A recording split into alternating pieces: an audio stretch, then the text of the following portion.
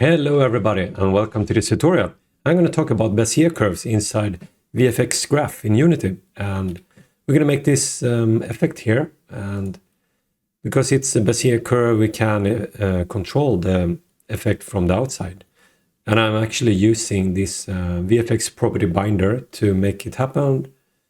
And this is free VFX setups here, so the transform are controlling them like this, and I'm going to show you how to do this. And there is some basic stuff going on, so you can have more noise speed. So let's hide this and just focus on this one here. So what's happening here is that this is the knot in the Bezier, and this is the tangent, and this is the end knot. And this is the kind of end tangent. So you can control it like this, and then you have a little bit some noise amp if you want more noise, and a noise scale and travel speed. So yeah, I'm going to show you how to do this, and it's pretty, made it a little bit minimal setup, so it's easy to grasp. And yeah, so let's get started. And first off, we're going to start in an empty scene. And I have it here. And we're going to remove these stuff. So I'm just going to have an empty scene like this. And we're going to I'm going to just copy this name, because I want the name to be the same one. So we're going to have a visual effect, the minimal system. We're going to build it from scratch. And we're going to add it in here. And so if we open it up, and we're going to have it like this. All right, so this is good. So here in this, let's do it full screen for now. And I'm going to remove that box. So in the spawn system, we're just going to have, let's say, for now, we're going to do a single burst, probably what we're going to have in the M2. So let's do 1000. And then we're going to use in the update, we're going to set the position here. So we're going to have a set position node here, and we're going to have a property. And it's important to pick property and not attributes. The reason is because you can't read the attributes from the outside.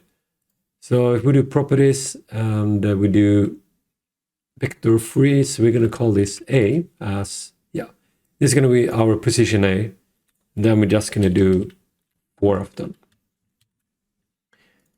So the reason we do 4 of them, I'm going to explain it for you.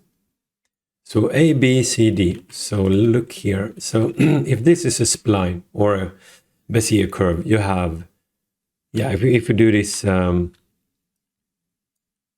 in Photoshop, so we have this. Here is the D, and this is the A, and this is B, and this is C. So I could just make like this. So let's pick a color. So this is going to be A, B, C, D. So it's these positions I'm talking about. And what's happening here is we're going to lerp between A and D. But actually, first we're going to lerp between A and B, and lerp between D and C. And these values gonna lerp between them too. So if we are 0.5 here, 0.5 here, 0.5 here, we're gonna end up here. So that was a really quick through how that works, and they made that for us here. So if we do sample Bezier curve, this one. So this is the exactly same thing. You have A, B, C, D, and so this is A, B, C, and D. And if we just plug them in here, and we do set the position, then we have all the points at position A.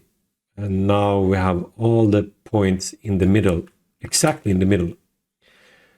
And what we can do, if we just do a random number, float actually. So now each particle will give a random number between 0 and 1. So now if we go back, let's save this. If we just save this one here, then we look in the scene. So now we have all the points in the center here. So what we could do, if we just move this one to 1 here. Now you see they're lerping from 0 to 1. And if we put 1 up like this, now we kind of have this starting to get this round thing. So this is our Bezier curve. And we're not going to control it like this. We're going to actually have game objects here to make it easier for us. So we're going to have this as A, and we're going to do this one going to be the half size of it. So that's going to be nice. And I'm going to place it, let's see, here. It's going to be nice. Then we're going to have another one, and another one, and another one. So as you probably guessed, this one's going to be B, and the other one C, and the last one D. So now we're going to connect this transforms position into this move along spline VFX setup. So I'm going to do VFX setup like that. So what we can use that's really good is to have this VFX property binder, and it's really good. So what you do here, you can do a lot of stuff, so it's really nice. But we're going to have the transform and position. And if you look here, it looks for a property. So the property is what we created in here, properties, right? And we made A, B, C, D. And in order to link to the A, to update it correctly, we need to have the same name. So now it's named A here, and here it's also named A, which means whatever we put in here, we're going to update it. So we just take the A here and plug it in. So now you can see if we take the A and move it around, we have it controlled. So if we just, let's see, if we go back here and do a little bit more alpha opaque, it should be visible more better. So now you see the dots, they are following. So now we just need to do the BCD too. So we're just going to do here, we're going to do transform position, and we're going to do 3 more. And here we have them. So this is going to be B, and we're going to drag the B into B, and then we have, let's see, this is going to be C. We have that one here, and this is going to be the D. And something is wrong. A, B, C, D. Okay, it's because we have them in the wrong order, or maybe I didn't populate B.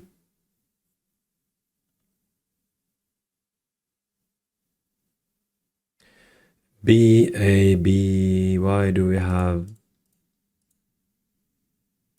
A is supposed to be A, B is BB, C, C, C, and D, D, D. Okay, now it works.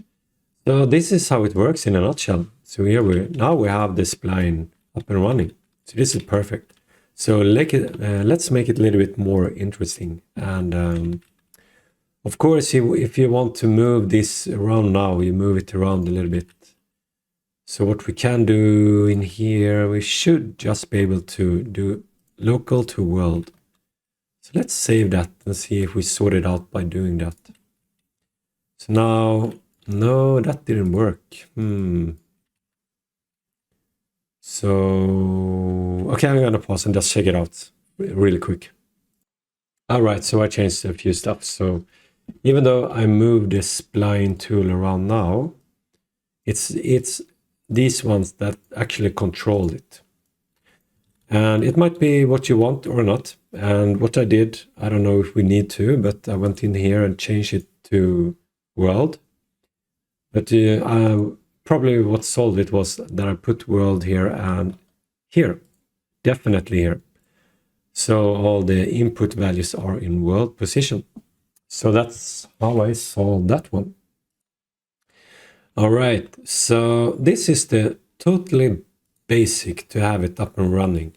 And I'm going to pause it here and continue in the next tutorial to make it look really cool and explain a few stuff, how it works.